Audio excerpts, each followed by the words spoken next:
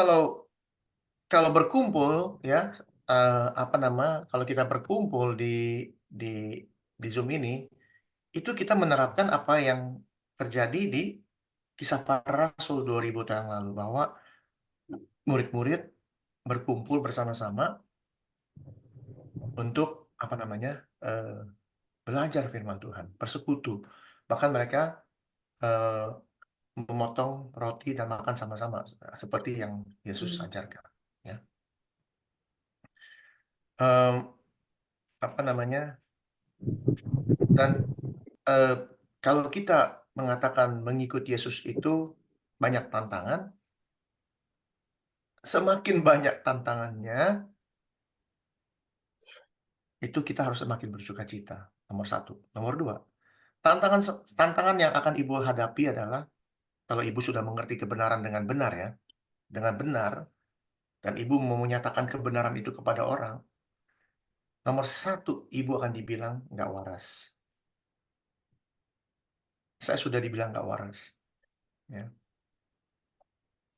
Lalu semakin dalam ibu kepada Tuhan, dan semakin Tuhan membukakan kebenaran-kebenaran ini, lalu ibu sampaikan kepada semua orang, terutama kepada jemaat atau kepada orang sesama orang Kristen. Nomor dua, ibu akan dikatakan ajaran ibu nggak benar alias sesat, pasti. Tapi harapan yang kita dapati adalah, kenapa kita bisa begitu? Karena apa? Sudah dikasih tahu sama Tuhan 2000 tahun yang lalu, ya, 2000 tahun yang lalu, di mana? Sudah dikasih tahu sama Tuhan di dalam Yohanes ya.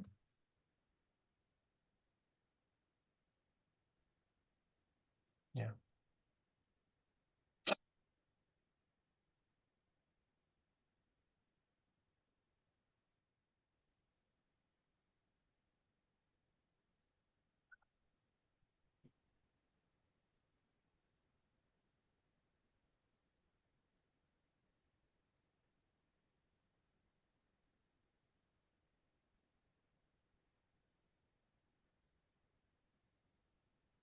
Ini dia. Dunia membenci Yesus dan murid-muridnya.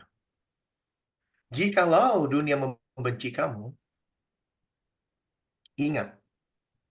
Yesus sudah katakan, ingatlah bahwa ia, alias dunia, telah lebih dahulu membenci aku daripada kamu.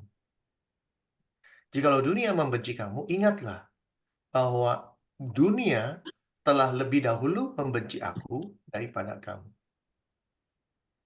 Sekiranya kamu dari dunia, tentulah dunia mengasihi kamu sebagai miliknya. Artinya apa? Banyak orang ya, walaupun sudah Kristen, tapi masih memikirkan hal-hal yang duniawi. Banyak sekali. Ya. Bahkan dengan alasan, segudang alasan mengatakan, oh kita kan masih dalam dunia, Pak. Betul. Tapi kita harus sadar, dunia ini jangan sampai memiliki kita.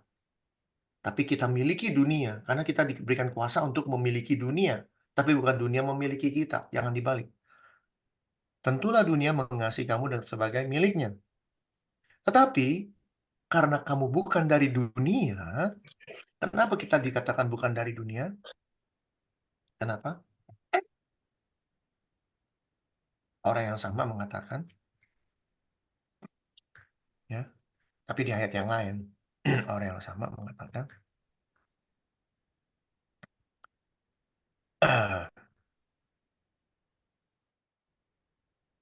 setiap orang lahir dari Allah, ya, lahir dari Allah, kita yang lahir dari Allah, kita sudah bukan dari dunia. Tidak berbuat dosa lagi. Ya, tidak berbuat dosa lagi. Kalau kita masih terus berbuat dosa, apakah kita bisa dikatakan orang yang lahir dari Allah? I don't think so. Inilah firman Tuhan. Sebab, kenapa orang yang lahir dari Allah tidak berbuat dosa lagi? Itu pertanyaan. Dijawab.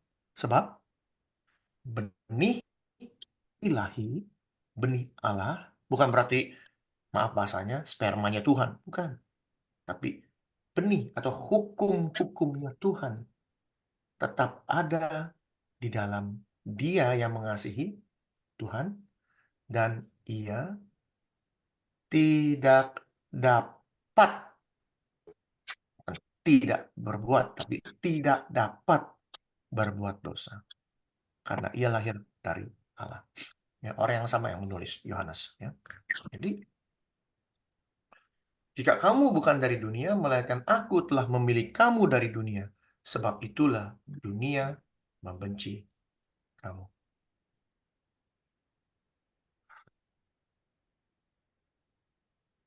Jadi, banyak sekali dari kita, orang Kristen, saya suka bertanya, waktu ibu malam-malam atau pagi-pagi berdoa kepada Tuhan, pernah nggak berdoa begini, Tuhan ampunilah dosa saya? Hampir semuanya bilang, Ber- siap. Berkat. Setelah. Hah? Bagaimana, Bu? Kebanyakan minta berkat, Pak.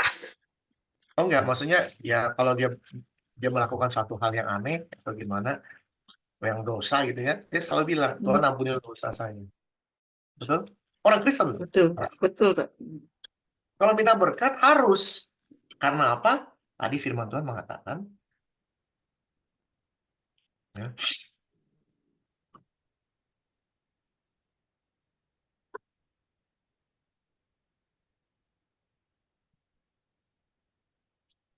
nih,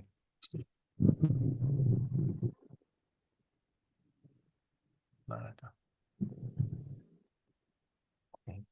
Jikalau kamu tinggal di dalam aku, dan firmanku tinggal di dalam kamu, ini yang nggak pernah dikasih tahu di gereja. Yang ada, kalau di gereja, pembicaranya ngomong begini. Minta apa saja yang kamu kehendaki sebagai orang anak Kristen, orang anak Tuhan atau orang Kristen, kamu akan menerimanya. Betul? Tapi nggak dikasih tahu caranya. Kan minta harus kan minta caranya. Betul kan?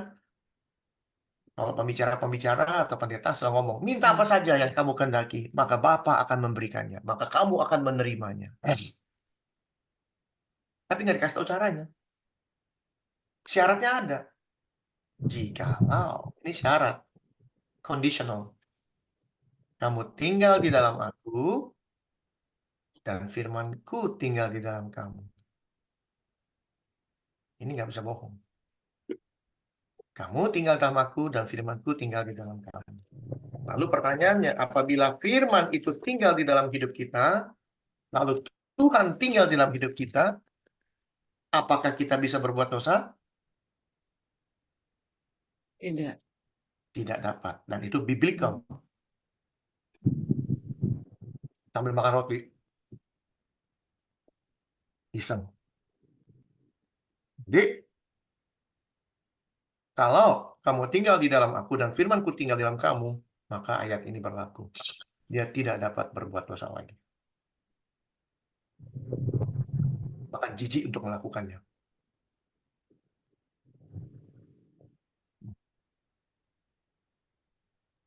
Lalu ada manusia-manusia yang modelnya begini.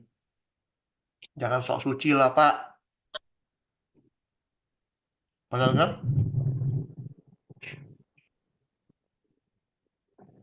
Jangan sok suci lah, Pak, jadi orang.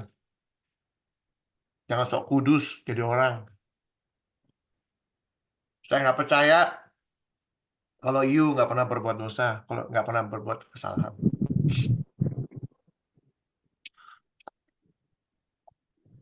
Berbuat salah, sering. Tapi berbuat dosa, sudah saya tidak kenal lagi. Contoh kupu-kupu. Firman Tuhan atau perjanjian baru menggunakan kalimat metamorfosa, betul? Metamorfosa. Metamorfoso. Artinya apa? Orang yang mati dan hidup kembali disebut metamorfoso. Mati maksudnya manusia lama mati, lalu menjadi manusia baru, itu translasinya disebut metamorfoso dalam bahasa Latin. Ya. Bahasa Yunani, sorry. Bahasa Yunani. Jadi metamorfoso itu diambil dari kupu-kupu.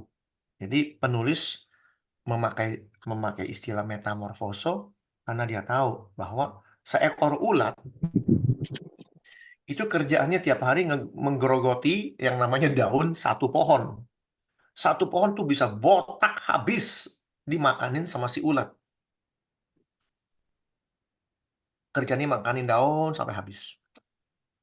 Tapi pada saat dia mulai masuk ke dalam kepompong dan mulai diolah di dalam kepompong dengan penuh kesakitannya dia, ya, sama seperti kita pada saat kita dulu manusia lama, hidupnya jahat, hidupnya penuh dengan dosa, melakukan kerja jahat di mata Tuhan, tapi Tuhan masukkan kita ke dalam kepompong Kristus. Kita dididik, kita ditempa, kita dihajar Tuhan, kita disesat Tuhan katanya. Sakit, sakit. Dijamin sakit, ya.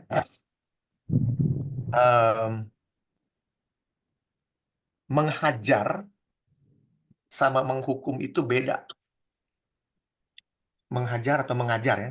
Contoh misalnya kita sekolah, dulu kita bikin salah. Apa yang selalu guru lakukan? Berdiri di depan tembok, betul? Berdiri nongkrong diem, liatin tembok. Saya pernah tuh, satu satu mata pelajaran 2 jam berdiri di depan tembok karena saya nakal. Saya diajarin Tuhan, kamu diajarin sama guru. Waktu saya ngomong, kamu nggak boleh gerak-gerak. Saya gerak-gerak. Berarti saya tidak mendengar apa kata guru saya. Lalu diapain? Kamu berdiri di sana. Sakit berdiri. Aduh, pegel, apa gemeter-gemeteran.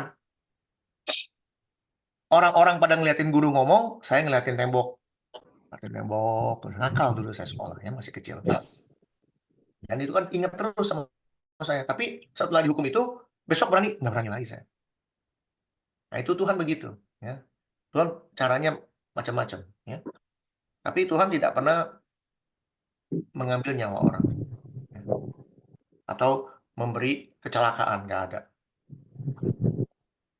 Karena dasarnya adalah Yeremia 29 ayat 11, aku mengetahui rancangan apa yang ada padaku untuk kamu, yaitu rancangan damai sejahtera dan bukan kecelakaan. Celaka. Tuhan tidak pernah memberi kecelakaan. Itu namanya rumus yang tidak boleh kita lupa. Lalu setelah menjadi kepompong, dia berubah menjadi seekor kupu-kupu.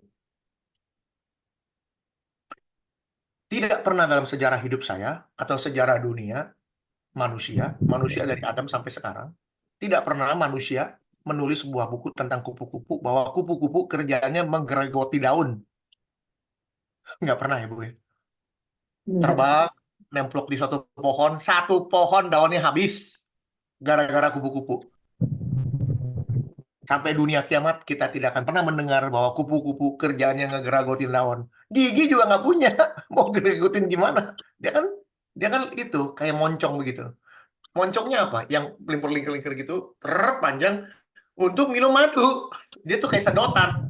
Mulutnya itu kayak sedotan. Gimana caranya yang dia ngegeragotin daun? Artinya apa? Dia sudah tidak kenal siapa dia dulu. Benar-benar dia sudah tidak kenal siapa dia dulu. Artinya apa? Dia udah sangkal dirinya bahwa saya ulet.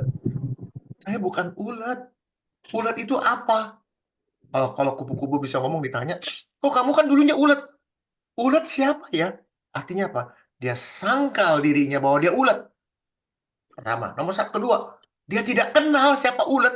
Nah, saya nggak tahu ulet itu. Saya kupu-kupu. Yang saya tahu adalah saya kupu-kupu. Itulah penyangkalan diri. Metamorfoso. Artinya apa? Kita dulu yang jahat, misalnya suka mencuri gitu misalnya. Lalu kita mengenal Kristus, kita diajar Tuhan, diterpa Tuhan, dididik Tuhan, sehingga kita mengenal dia dengan baik.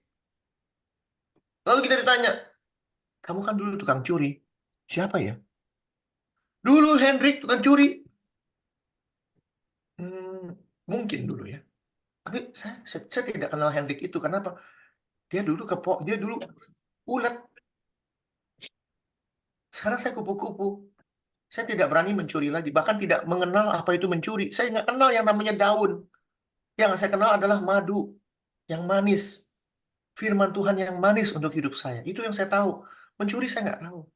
Tidak mengenal. Maka dikatakan, ia tidak dapat berbuat dosa lagi. Kenapa? Nggak kenal yang namanya dosa. Ya. Kenapa kita dibilang tidak mengenal dosa? Ada yang tahu?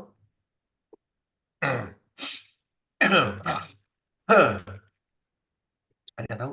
Karena Kristus sudah ada di dalam kita. Ada itu ayatnya, saya lupa.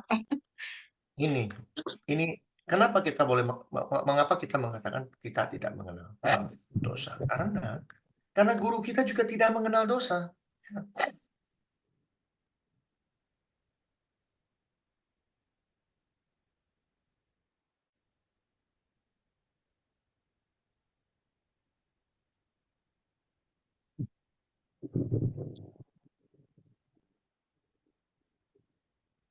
Nih, dia Kristus yang tidak mengenal dosa.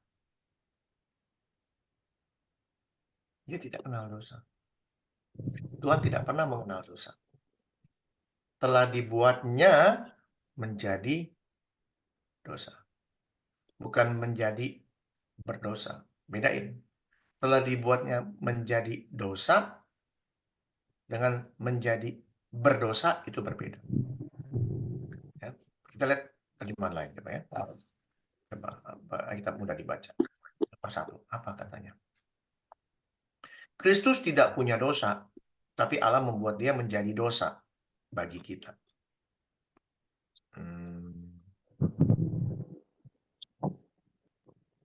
Menjadi dosa.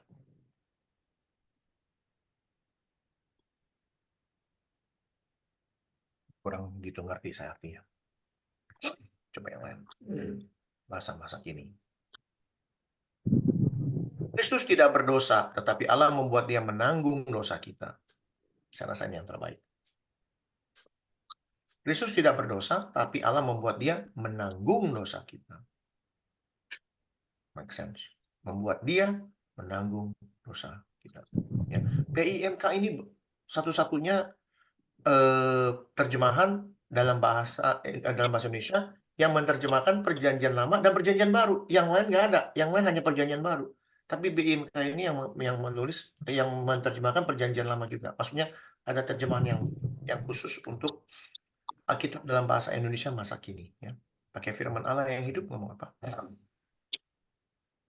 Allah mengambil Kristus yang tidak berdosa dan membebani dosa kita kepadanya. Nah, ini kayaknya bagus sekali. Membebani dosa kita kepada. Jadi kalau bahasa sebenarnya yang lain, tazi. Saya juga nggak tahu tazi itu apa. Kristus tidak berdosa, tetapi Allah membuat dia menanggung dosa kita. Saya rasa ini baik sekali ya. Menanggung dosa maksudnya hidup di dalam dunia yang penuh dosa, menderita dan mati karena dosa manusia. Hidup dalam dunia yang penuh dosa, betul. Ya. Kristus tidak berdosa, tapi Allah membuat dia menanggung dosa kita supaya kita berbaik kembali kepada Allah. Ya, ini ada dua yang mengatakan supaya dia menanggung. Terjemahan Baru edisi kedua. Katakan apa? Dia yang tidak mengenal dosa telah dibuatnya menjadi dosa karena kita. Oke. Yang lain, Perjanjian Lama, terjemahan Lama. Maka ia yang tiada mengenal dosa telah dijadikannya dosa ganti kita. Telah dijadikannya dosa. Kalau dijadikannya dosa berarti dia berdosa. Tidak, Tuhan tidak bisa berdosa. Terjemahan sederhana. Allah sudah membuat Kristus diperlakukan seperti orang berdosa demi menanggung dosa kita. Allah sudah membuat Kristus seperti orang berdosa. Meskipun Kristus sendiri tidak pernah berdosa. Nah, ini cukup baik ya kalimatnya. Allah membuat Kristus tidak diperlakukan seperti orang berdosa. Mungkin bahasa yang kerennya begini. Yesus, kalau hidup zaman sekarang nih, ya, dia orang yang tidak berdosa. Dan dosa itu seperti topeng. Baju bertopeng. Tahu kan baju bertopeng? Kayak Doraemon nih. Apa mainan Doraemon, bukan mainan, apa sih bilangnya tuh, dia pakai baju Doraemon terus palanya pakai Doraemon, kira-kira gitu. Ngerti Bu maksudnya Bu? Iya, kayak pantung gitu ya. Ya, jadi dia Hmm. memakai dosa yang di dunia ini semuanya dia pikul. Semuanya dibebani kepada dia. Dia artinya gini. Misalnya saya Hendrik. Lalu saya memakai pakaian Batman. Pakaian Batman. Apakah saya disebut Batman? Itu bukan. Saya tetap Hendrik, betul? Kira-kira gitu. Saya pakai baju Batman, bukan berarti saya jadi Batman. Tapi saya tetap Hendrik. Di dalamnya tetap Hendrik. Demikian pula dengan Kristus.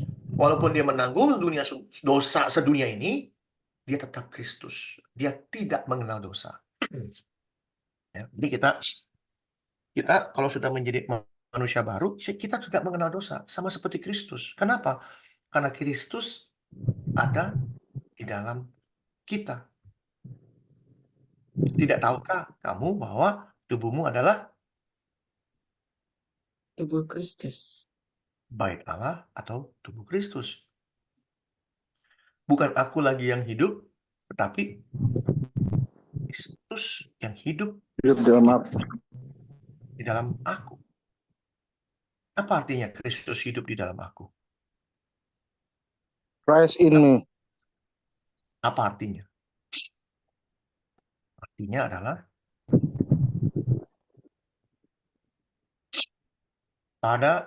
ini. Pada mulanya adalah firman. Firman itu bersama-sama dengan Allah, dan firman itu adalah Allah.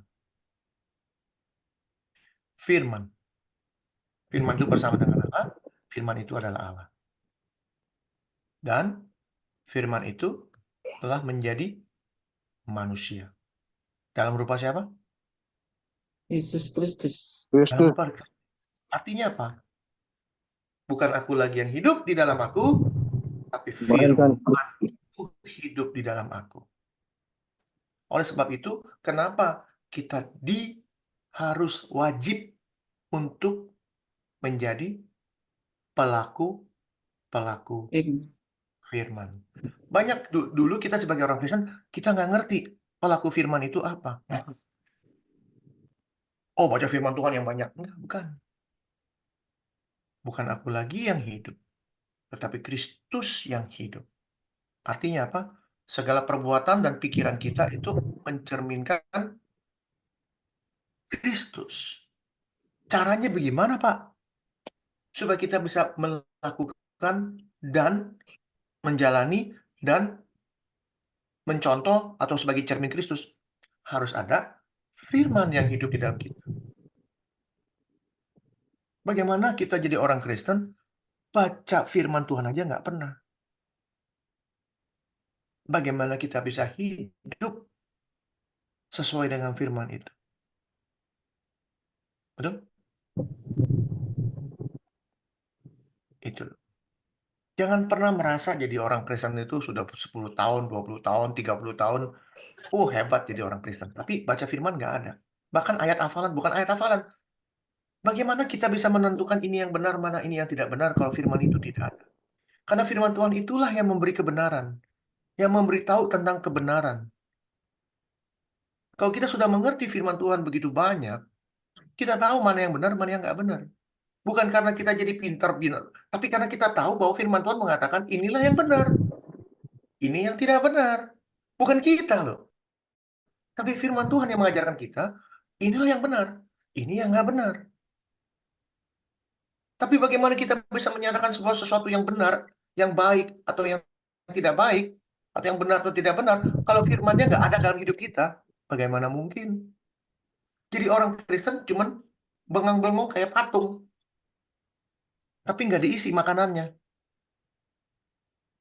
Lalu dengan bangganya di luar sana cuap-cuap, sok Kristen, sok ngajarin orang, padahal firmannya nol, kosong.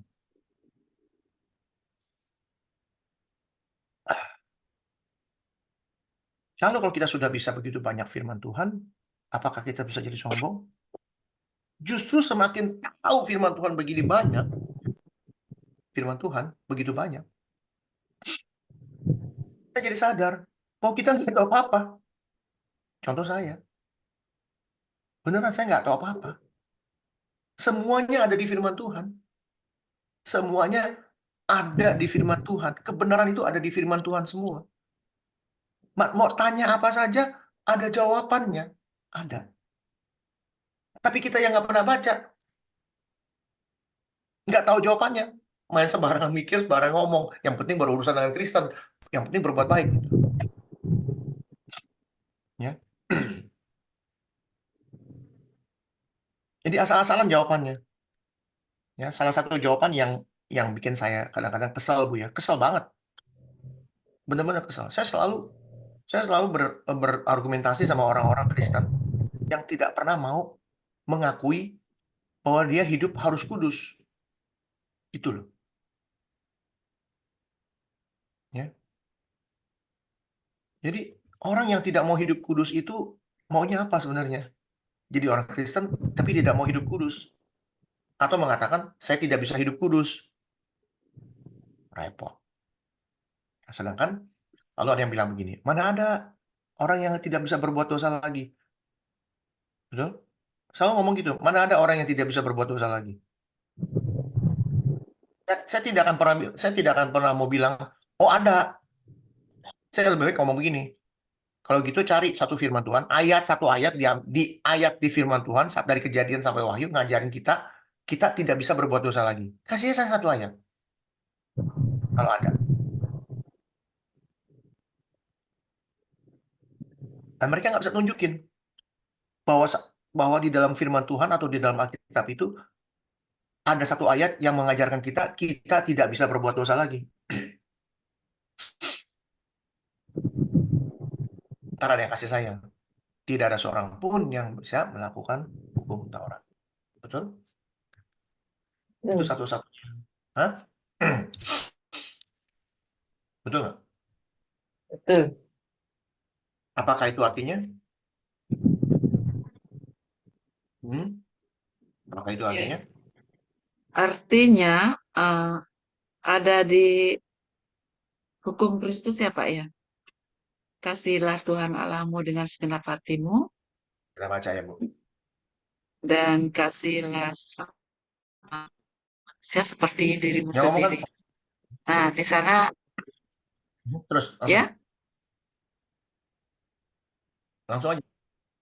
pada kedua hukum hukum itulah tercantum hukum Taurat gitu ya Pak. Kira-kira garis besar. Ya, oke. Itu Ibu memberitahu apa itu hukum Taurat bahwa kalau kita mengasihi orang, mengasihi manusia, mengasihi itu tergantung 3 hukum. Hukum Taurat, hukum Nabi, para Nabi, dan Mazmur. Betul ya? 3 ini. Jadi terkandung di dalamnya itu 3 ini. Tapi banyak orang pakai alasan bilang tidak ada satu manusia pun yang bisa melakukan hukum Taurat. Bacanya benar nggak? Kita baca. Enggak, Berani Bon. Enggak. Ini, Berani Bon. Tahu Itu aja. bahwa tidak seorang pun yang dibenarkan oleh karena melakukan hukum Taurat.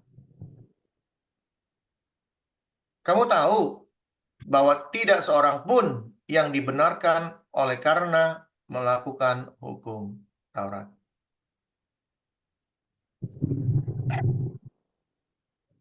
Artinya apa? Apakah tidak ada orang yang melakukan? Semua orang melakukan kalau orang Kristen sejati, tapi yang terlebih besar kan hukum Kristus itu. Yang dua itu ya Pak ya. Betul, maksud saya gini, Bu. Hukum Taurat adalah, jangan pernah berpikir hukum Taurat itu yang 613 yang dibikin Musa, bukan. Tapi yang dibikin Musa dan yang dibikin Musa manusia, yang dibikin Tuhan itu dibedakan. Jadi yang dibikin Tuhan ada 10. Yang dibikin manusia ada 603 buatan manusia nih. Ya, buatan manusia alias si Musa. Di total menjadi 613. Banyak orang nggak ngerti itu. Yang 603 itu disebut Talmud. Tapi yang the law, the Ten Commandments, itu 10 hukumnya. Jadi tidak ada satu orang pun yang bisa dibenarkan oleh karena melakukan hukum Taurat. Berarti ada yang melakukan. Tapi orang Kristen bisa merubah kalimat, tidak ada seorang pun yang bisa melakukan hukum Taurat. Ini dua pernyataan yang berbeda. Yang satu, tidak ada seorang pun yang dibenarkan, karena kutip dibenarkan oleh karena melakukan hukum Taurat, atau tidak seorang pun yang bisa melakukan hukum Taurat. Bacanya salah. Gitu loh. Kalimat dibenarkan artinya apa? Kalau kita sudah percaya kepada Kristus, dikatakan di sini, sebab itu kami pun pernah percaya kepada Kristus supaya apa? Supaya kami dibenarkan oleh karena iman kami dalam Kristus, bukan karena melakukan hukum Taurat. Artinya apa? Dan dia ngomong sama orang Roma, kamu ini sudah jadi Kristen, tapi mereka mau masuk surga. Orang jadi Kristen mau masuk surga. Tapi pemikiran mereka begini, untuk masuk surga, kita harus melakukan hukum Taurat. Harus bilang, bukan itu lagi. Kamu dibenarkan udah bukan karena itu lagi. Tapi hukum Taurat yang kamu jalankan itu jangan stop. Gitu loh maksudnya. Tapi pola pikirnya harus dirubah. Bahwa yang membuat kamu masuk surga sekarang ini langsung loh masuk surga tanpa ada diadili sama sekali, tanpa diadili. Karena kamu punya iman kepada Kristus. Itu maksud si Paulus. Kamu ini gimana sih? Kamu udah Kristen belum? Sudah.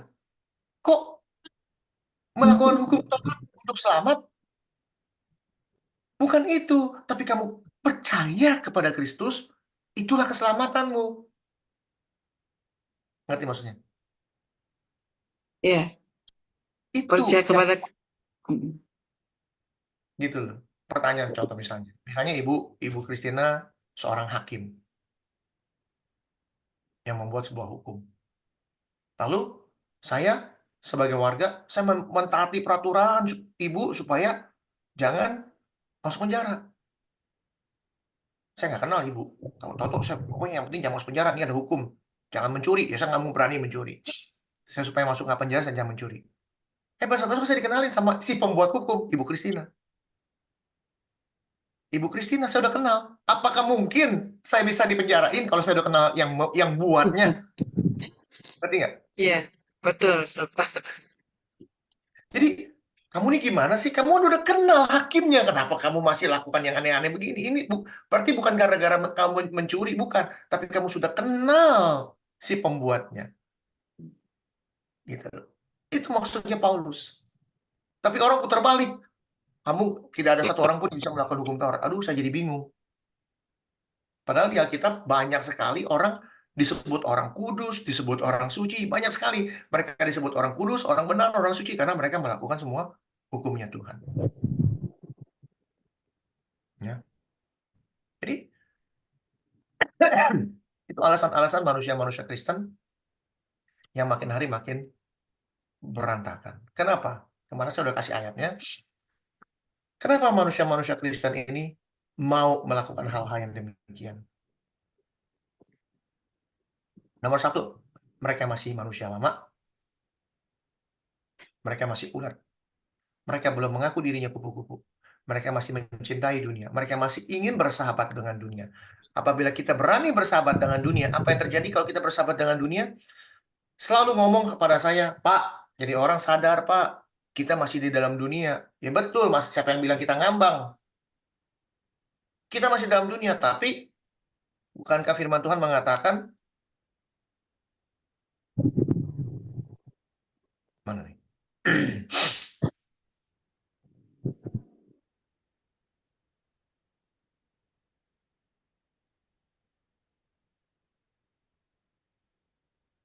4 ayat 4 kalau nggak salah.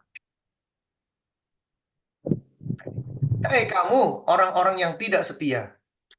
Tidakkah kamu tahu bahwa persahabatan dengan dunia adalah permusuhan dengan Allah? Jadi barang siapa hendak menjadi sahabat dunia ini, ia menjadikan dirinya musuh Allah. Bukan berarti bukan berarti Tuhan memusuhi kita, tapi kita menjadikan diri kita musuh Allah. Kenapa? Karena kita masih mau bersahabat dengan dunia. Ini sudah dikasih tahu ayatnya, masih ngatain orang, Pak, kita masih hidup dalam dunia, Pak. Maksudnya apa? Kita masih hidup dalam dunia, maksudnya apa? Kalau seperti Ibu Christina yang mengatakan sulit sekali hidup menjadi seorang pengikut Kristus, itu lebih benar. Karena apa? Dikatakan dunia membenci kamu. Tapi kalau dunia membenci kamu, kamu bersahabat dengan dia, kamu jadi miliknya dunia. Bukan kamu memiliki dunia, tapi kamu menjadi milik dunia. Ya. Jadi ini masalah ini. Lalu dikatakan, Pak, kita masih dalam daging, Pak. Masih dalam daging. Jadi kalau masih dalam daging masih boleh berbuat dosa. Emang ada ayat yang ngajarin kita untuk hidup dalam daging?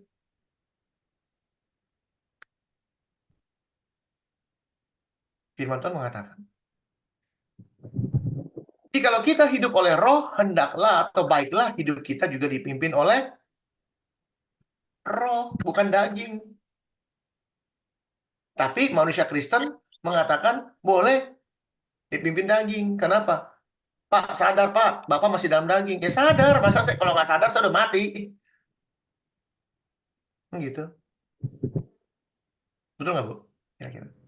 Iya. Tapi apa, Be- tapi apa yang membuat orang-orang Kristen tidak bisa atau tidak sanggup berbuat baik? Tidak sanggup melakukan seluruh perintah Tuhan. Tidak bisa hidup kudus. Ya contoh nih, misalnya kemarin kita bicara soal perempuan-perempuan yang apa?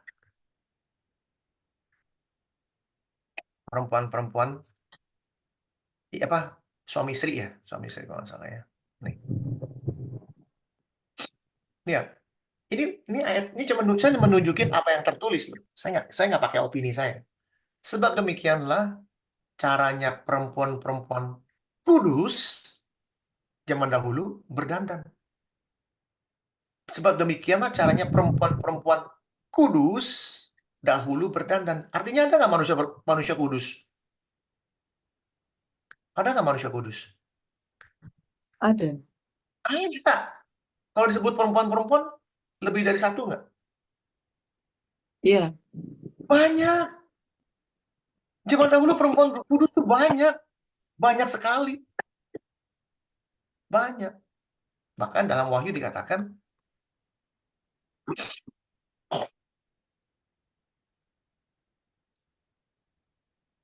yang penting di sini ialah ketekunan orang-orang kudus.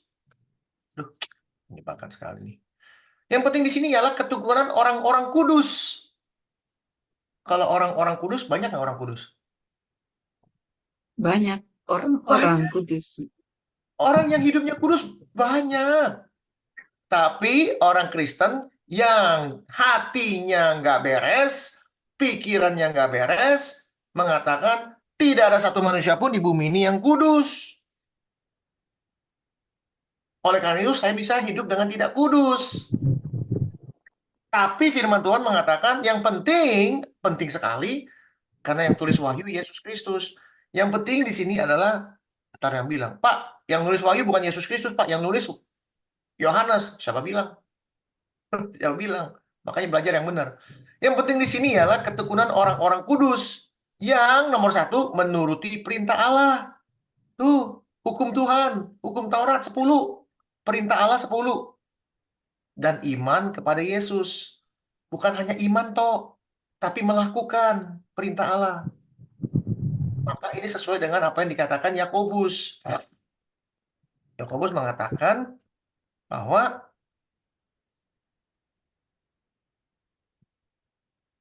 mana tuh?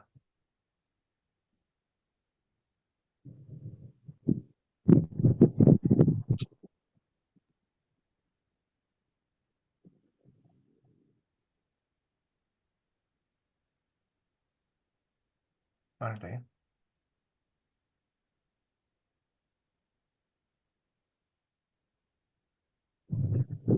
Sebab seperti tubuh tanpa roh adalah mati. Ini rohnya roh Tuhan loh ini. Adalah mati. Demikian juga iman tanpa perbuatan mati. Iman kepada Kristus tapi tidak ada perbuatan melakukan perintah Allah. Mati. Nih. Kita punya iman kepada Yesus tapi nggak melakukan perintah Allah. Mati. Dianggap mati. Kenapa mati? Karena Yesus dianggap karcis dunia fantasi. Masuk dunia fantasi yang penting beli tiket 50.000. Mau maling, jambret, copet, penjina, perampok, koruptor, masuk boleh. Yang penting ada karcis. Masuk dunia fantasi. Di dalam nyopet, maling, segala macam nggak ada yang mau tahu. Yesus dianggap karcis, karcis dunia fantasi untuk masuk ke surga.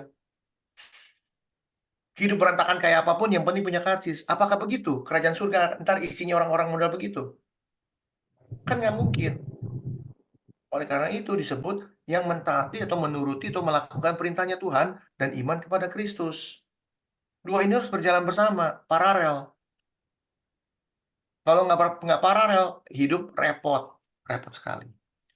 Yang terakhir ayat yang saya berikan. Kenapa orang Kristen selalu mengatakan tidak ada orang kudus, tidak ada yang suci dan begini? Ya, saya kasih ayatnya satu ya, biar hafal tiap hari. Ya.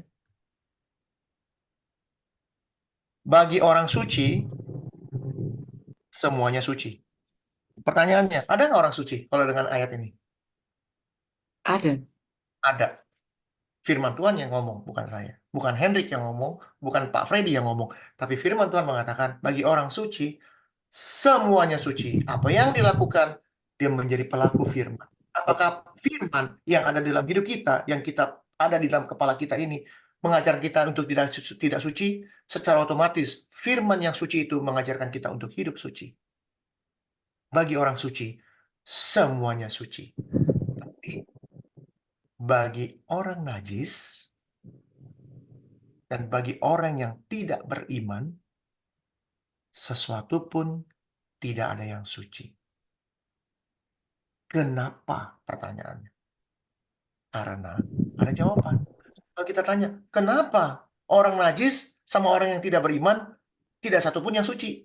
Kita tanya, karena dijawab firman Tuhan. Karena baik akal maupun suara hati mereka najis. Jadi kalau orang Kristen yang mengatakan tidak ada satu orang pun yang bisa hidup kudus, Pak, sadar Pak, kita masih dalam daging, kita masih dalam dunia, saya pakai ayat ini, kamu najis. Akal dan hatimu najis. Kok tahu orang Kristen? Tahu. Kenapa? Karena disebut mereka mengaku mengenal Tuhan. Tuh. Ngaku saya tahu Yesus, ngaku saya bertobat, ngaku saya bernyanyi. Dalam Yesus kita bersaudara. Oh ya, asik benar lagunya. Habis nyanyi, dalam Yesus kita tikam saudara. Gitu kira-kira di belakang.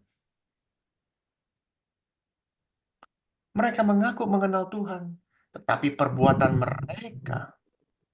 mereka menyangkal dia. Dengan mengatakan saya tidak bisa kudus, saya tidak sanggup untuk berbuat baik, untuk berbuat kudus, saya menyangkal dia. Tanpa sadar orang Kristen ngomong gitu, dia sudah menyangkal Tuhannya. Tuhannya mengajarkan kamu harus kudus. Kamu harus sempurna seperti Bapamu yang ada di surga. Kudus. Tapi dia bilang, tidak bisa. Bahkan tidak ada satu manusia pun di bumi ini yang kudus. Kecuali Yesus. Mereka nggak pernah belajar. Mereka keji dan durhaka dan tidak sanggup berbuat sesuatu yang baik.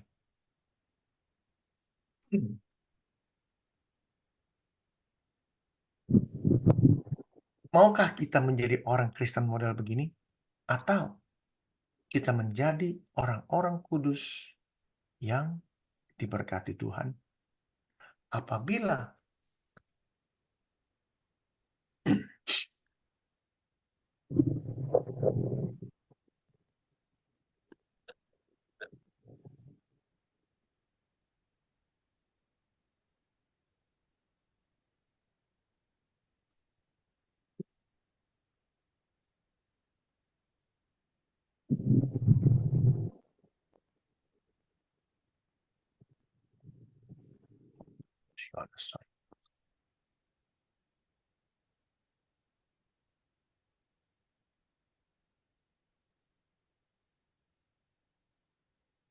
Sudah jalan.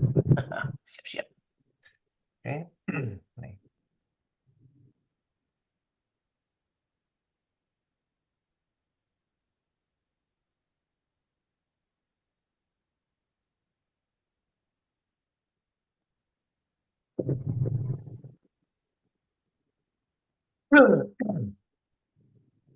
Nah ya, Pak Gilang. Tadi berapa ya? Ingat nggak? Ya kan 5 kalau nggak salah. Oh, bukan 5 ya.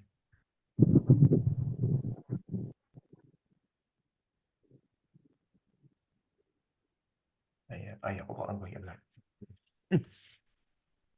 Ingat ya?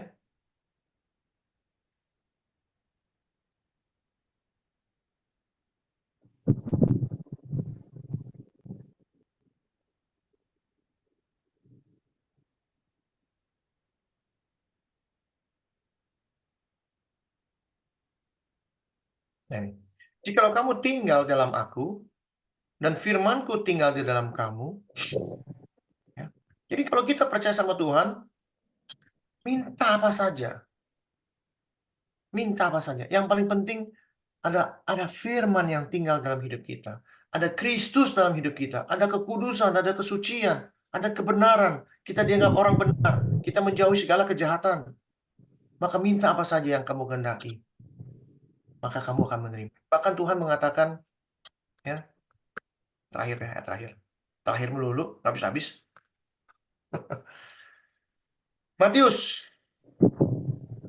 Matius berapa? Yang paling terkenal? 6.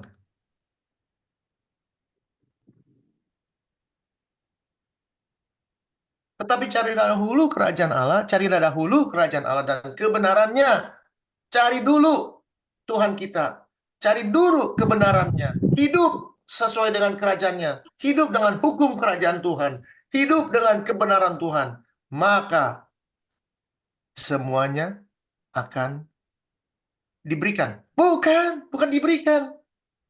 Ditambahkan kepadamu. Ditambahkan. Bukan kalimatnya diberikan. Bukan. Ditambahkan. Artinya apa? Yang kamu Makin nggak banyak. yang kita nggak minta pun dikasih. Itu namanya ditambahin. Belinya sayur. Pak, cabai. Berapa? Sekilo 50.000. Ya Pak, saya beli sekilo aja Pak. Dia lihat nih orang baik nih. Wah, nih orang isi Ibu Kristina nih ke orangnya senyum-senyum terus. Bu, saya tambahin Bu ya 1,5 kilo. Kan saya nggak minta. Saya cuma minta sekilo. Ditambahin. Artinya yang kita nggak minta dikasih. Tuh arti kata ditambahkan. Kalau kita sudah ada firman Tuhan, melakukan seluruh perintah yang Tuhan berikan, dan hidup kudus, tak bercacat celah, minta apa saja, kamu pasti, dikatakan pasti menerimanya, bahkan yang kamu tidak minta, diberikan. Contohnya sudah ada, namanya Salomo. Salomo ditanya Tuhan, mau minta apa? Saya nggak minta apa-apa Tuhan, saya cuma minta hikmat, saya cuma beli sekilo cabai aja. Oleh karena permintaanmu itu baik di mataku, kamu tidak meminta kekayaan, kamu tidak minta kemuliaan, kamu tidak minta untuk memperluas kerajaanmu, bahkan nyawa musuhmu pun kamu tidak minta. Aku berikan itu semua. Bayangin. Dia cuma minta hikmat, beli cabai sekilo, dikasih 1,5 kilo tambahannya gratis. Ditambah lagi satu lagi. Nih kalau Tuhan udah kasih bonus, kitanya bisa keluar air mata. Kalau Tuhan kasih kita tambahan bonus, kitanya tuh sampai, Tuhan udah gak sanggup, kampungannya mau taruh di mana lagi. Tuh, kalau kita hidup sesuai dengan perintah Tuhan, segala sesuatu apa kitanya kebingungan. Berkat demi berkat demi berkat demi berkat demi gak habis-habis. Contohnya saya. Saya udah kasih contoh. Saya jalankan hidup saya. Saya jalankan perintah Tuhan dengan baik. 10 perintah. Saya pegang mati-matian itu. Saya takut. Semakin belajar firman Tuhan, semakin takut. Kenapa? Kita kenal Dia. yang main-main ini. Yang kita kenal ini bukan Tuhan melankolik, ditampar kiri kasih kanan. No, Tuhan yang kita punya nih, Yesus datang kedua kali jadi hakim. Oi, jadi hakim. Serem. Jangan saya. Minta apa saja. Kalau permintaan kita nggak sampai, nggak dikasih pun, itu juga salah doa katanya. Yakobus ya. Yakobus 2. Karena kamu salah berdoa dikatakan. Tapi kalau kita nggak minta apa-apa, dikasih sama Tuhan. Kalau kita sudah melakukan seluruh perintahnya, melakukan kebenaran dalam hidup kita, segala sesuatu yang kita katakan, seperti tadi, berapa banyak ayat yang saya berikan kepada ibu? Banyak sekali. Bukan opini saya, tapi tugas saya nunjukin, ini ada tertulis loh firman Tuhan. Firman Tuhan ada tulis ini loh. Firman Tuhan ada tulis ini loh. Firman Tuhan ada tulis ini loh. Kenapa? Karena saya mencontoh apa yang Kristus lakukan. Ada tertulis. Bukan kata buku-buku ini, kan? Tapi karena ada tertulis di dalam firman Tuhan. Harus begini. Jangan begini. Jangan begini. Itu firman Tuhan. Itu dari saya. Terima kasih. Terima kasih sudah memberikan topik yang begitu baik, Ibu. Ya, hanya topik sedikit, 1 jam kita bisa kasih. Persiapan gak ada, tapi saya percaya. Saya yakin dan percaya. Saya selalu memakai ini. Yang terakhir, benar-benar terakhir. Ini benar-benar terakhir, ya. Sebagai orang Kristen, harus kita memiliki ini. Harus diingat seumur hidup. Ya. Jadi kita nggak pernah takut dalam hidup kita. Karena bukan kamu yang berkata-kata, melainkan roh Bapamu. Dia yang akan berkata-kata di dalam kamu. Ini saya pegang seumur hidup. Perkataan saya tahu, saya yakin. Setiap firman yang keluar dari mulut saya, bukan dari saya. Tapi dari roh Bapa yang hidup di dalam saya. Roh Bapa yang hidup di dalam kita semua, yang akan berkata-kata. Bukan kita. Artinya apa? Mau sombong apa? You bisa apa? Tanpa roh Bapakmu, you telur bebek. Tuhan memberkati, mari kita berdoa. Tuhan, terima kasih atas waktu yang singkat. Biarlah Tuhan firman yang singkat ini menjadi rema dalam hidup kami, menjadi pola yang benar dalam pemikiran kami, dalam melakukan seluruh perintah Tuhan, seluruh firman Tuhan. Biarlah firman yang hidup itu hidup di dalam kami, biarlah kelakuan dan perbuatan dan pikiran kami kudus, suci, sama seperti Kristus yang tidak mengenal dosa. Kami pun sudah tidak bisa berbuat dosa lagi, karena kami tidak mau mengenal dosa itu. Terima kasih Tuhan. Kami serahkan waktu selanjutnya ke dalam tangan Tuhan. Segala puja dan hormat hanya kepada Kristus Yesus. Di dalam nama Tuhan Yesus kami berdoa mengucap syukur. Amin. Terima kasih. Amin.